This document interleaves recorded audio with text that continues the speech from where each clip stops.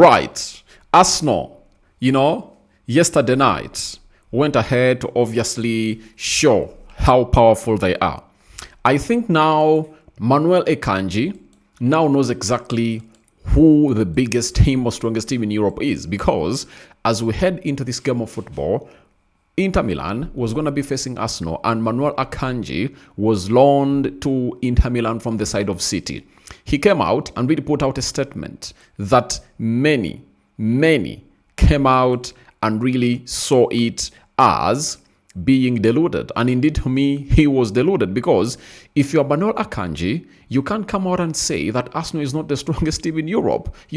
That is delusion of the highest order. However much you are from Man City, and you're obviously playing for Inter Milan, and Arsenal is leading the table, I know you're trying to keep your love for Man City and really being so much hinged onto them.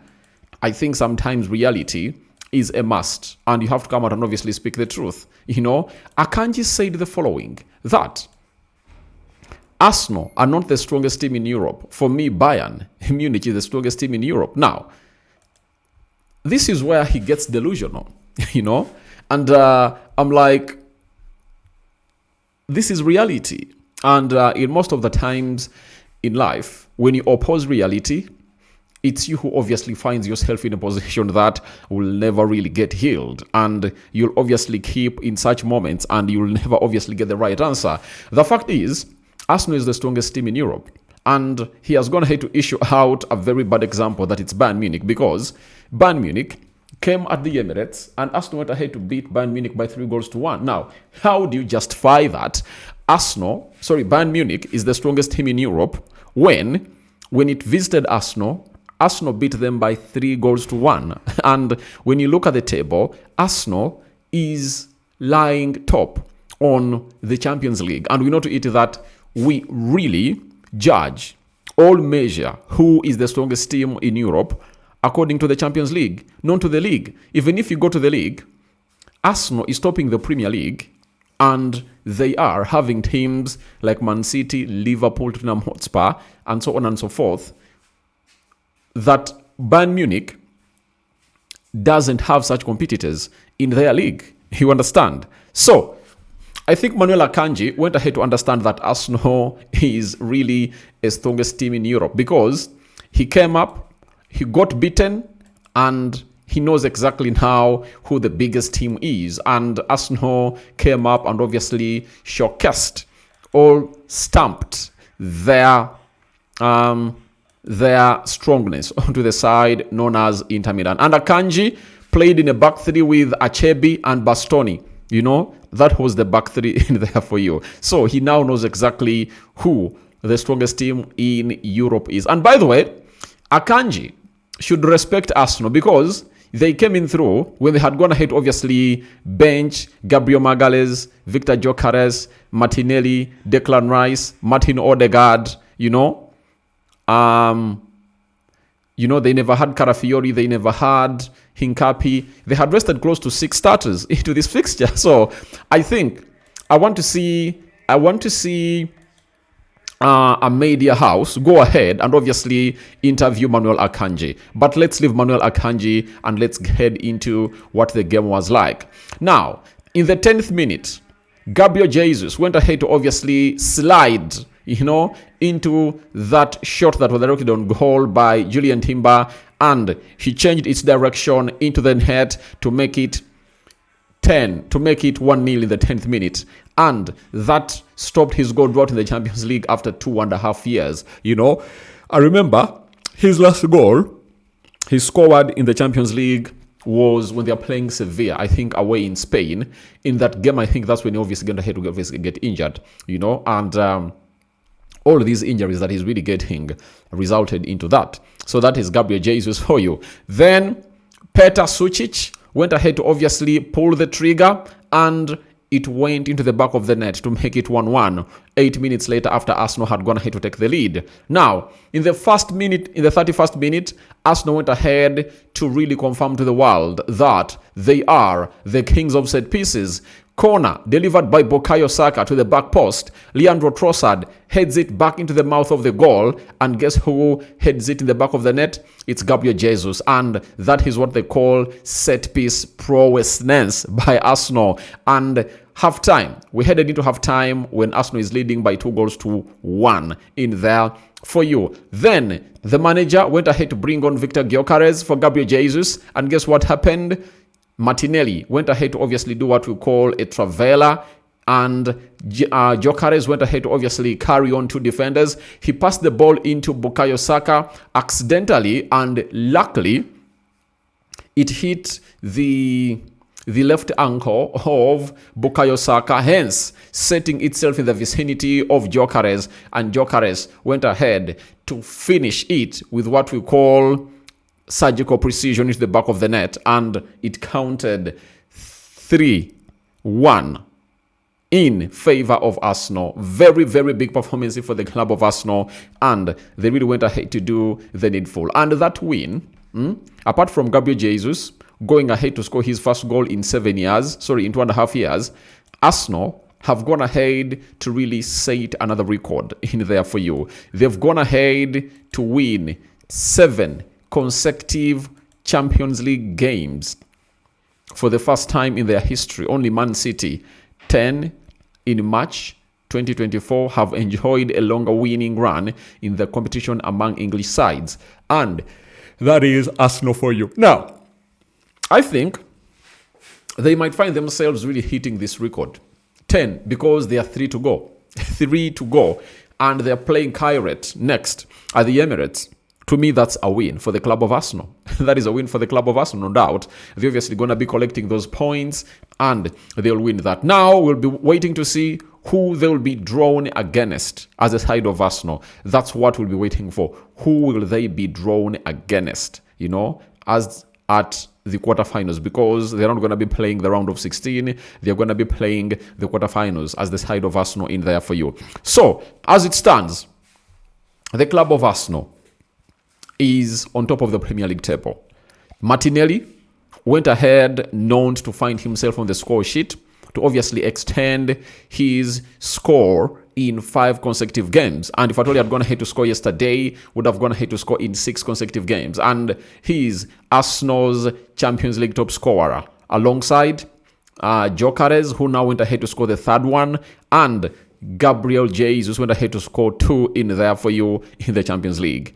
And I see, by the time Arsenal gets out of what we call the group stages, the table, we can call it the group or the table stages, they'll obviously see maybe Gabriel Jesus even surpass this guy. Because in the game of Kairet, if Gabriel Jesus is really fit, he'll obviously start into that game. He'll start into that game either as a number 9 or as a wide forward, because I think the manager might obviously try to give Kai Havertz a starting slot into that game, and Jesus might be played as a left forward into that particular encounter. So I think a lot is really happening. A lot is really shaping up for the club of Arsenal, and they are stamping or cementing their dominance in the Champions League. And they beat Inter Milan. And they went ahead to obviously do what they failed to do last season. Last season, when they went to Italy, Arsenal had 20 shots at the goal of Inter Milan, and they couldn't obviously see any of those cross the line. And Partey went ahead to foul. Was it Rafali?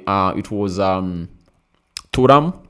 And guess what happened? The referee pointed at the spot, and when he pointed at the spot, it was obviously a penalty converted very well, all by Lautaro Martinez, and it went to the back of the net to make it 1-0 loss in favor of Inter Milan. This time round, Arsenal never gave them a chance. Arsenal was like, we are here and we're here to win. And indeed, they came in through represented and walked away with the 3 points, and they really did, or they got the Italian job done in there for you. So after getting the Italian job done, Arsenal is really one of those highs that has gone ahead to obviously put in a very huge shift. And I tell you what, they're topping this, and no one can obviously get them off that side. And the beauty is, they rested Gabriel Magalhaes, as I told you earlier. They rested Martin Odegaard, And for Martin Odegaard, he was one of the unused substitutes, meaning that the manager is preparing for the game of Man United.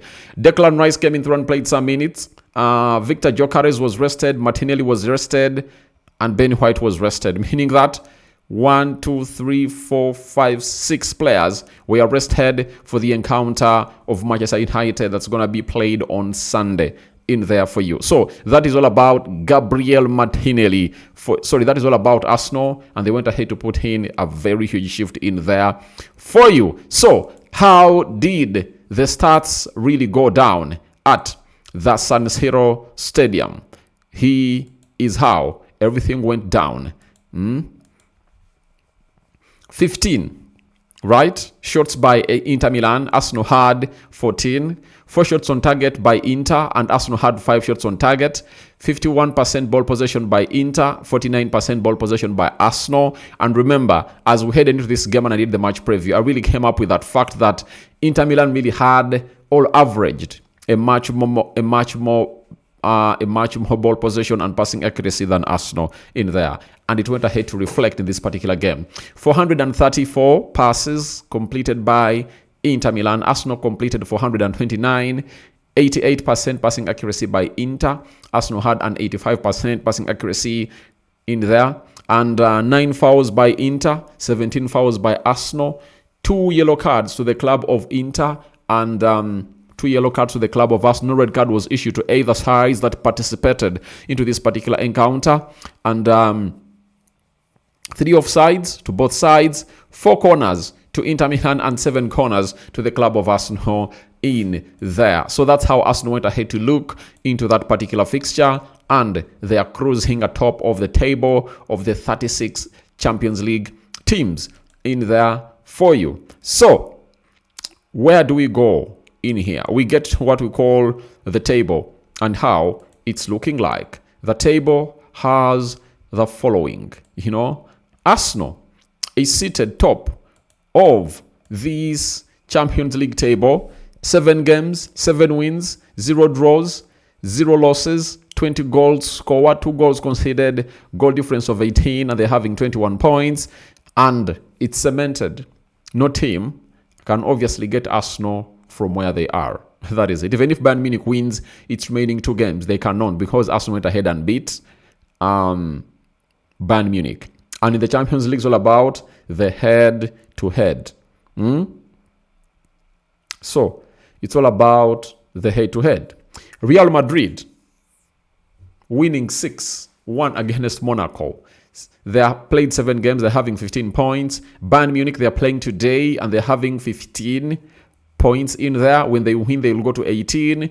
Tottenham Hotspur is placed 4th. They're having 14 in 7. PSG are having 13 in 7. Sporting are 6th. They're having 13 in 7. Man City are having 13 in 7. Atalanta, 13 in 6. Inter, losing to Arsenal, they're having 12 in 7. Atletico Madrid, they're having 12 in 6. So, the top 8 will obviously get into what we call the round of 16, the round of 8, without participating in the round of 16. You understand? So that's exactly how things are really panning out in there for the club of Arsenal. So Man City lost. Bodo Glimt went ahead to beat Man City by 3-1. That was the shocker of the day, I think, for this match day that really went ahead to happen, match day 7. I think that was a very big shocker. Man City was beaten by Bodo Glimt 3-1, and they really went ahead to get a red card. Kairat was beaten by Club Brugge 4-1. Villarreal lost to Ajax 2-1. Tottenham Hotspur beat Borussia Dortmund by 2-0. Olympiacos beat Leverkusen by 2-0. Sporting Lisbon beat PSG by 2-1. Inter Milan lost to Arsenal 3-1. Real Madrid 6, Monaco 1. Copenhagen 1, Napoli 1. And today's games, Galatasaray is hosting Atletico Madrid. Quarterback is hosting Eintracht Frankfurt. Marseille is hosting Liverpool. Newcastle is hosting PSV. Slavia Praha is hosting Barcelona. Juventus is hosting Benfica. Chelsea is hosting Pafos. Bayern Munich is hosting Union Saint-Gilloise. And Atlanta is hosting Athletic Club. Last game in the group stages will be played on the 28th and 20. All right, will be the 28th. All games will be played on the 28th of January in there. And then we'll go to the draws of the round of 16. Remember, from the 9th place team to the 24th place team, those teams will be drawn and they'll obviously go into what we call a playoff. And after the playoff, we'll get to know who is who and who is going to be playing where. So guys, that's what I had for you. Match reaction for Arsenal 3, Inter Milan 0. Arsenal are preparing to play against Man United over the weekend at what we call the